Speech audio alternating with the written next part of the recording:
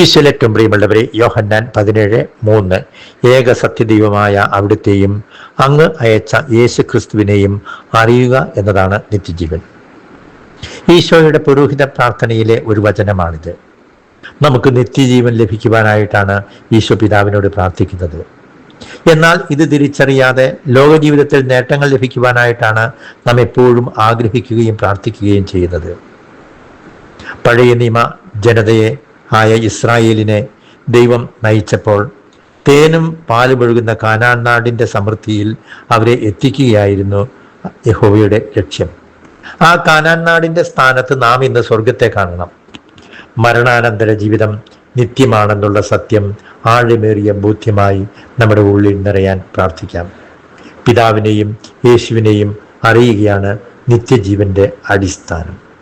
നിരന്തരം വചനം വായിച്ചും വചനം ധ്യാനിച്ചും ഈ അറിവ് നമ്മുടെ ഉള്ളിൽ നിറയാനായി പ്രാർത്ഥിക്കാം. ഏക സത്യദൈവമായ അവിടുത്തെയും അങ്ങ് അയച്ച യേശു ക്രിസ്തുവിനെയും അറിയുക എന്നതാണ് നിത്യജീവൻ.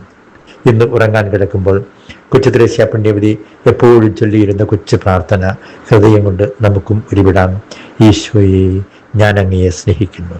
Jesus, I love you. ഈ രാത്രിയിൽ ശാന്തമായി ഉറങ്ങാൻ തടസ്സമായി നിൽക്കുന്ന എല്ലാ നാരകീയ സേനകളെയും യേശുവിൻ്റെ നാമത്തിൽ, യേശുവിൻ്റെ പീഡാസഹനത്തിൻ്റെ യോഗ്യതയിൽ, പൗരോഹിത്യത്തിൻ്റെ അധികാരത്തിൽ ബന്ധിച്ച് പ്രാർത്ഥിക്കുന്നു. ഈശോയുടെ തിരുരക്തത്താൽ എല്ലാവരെയും മുദ്ര ചെയ്യുന്നു.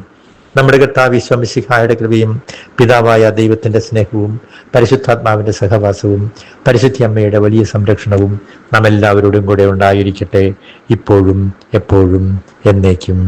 ആമേൻ.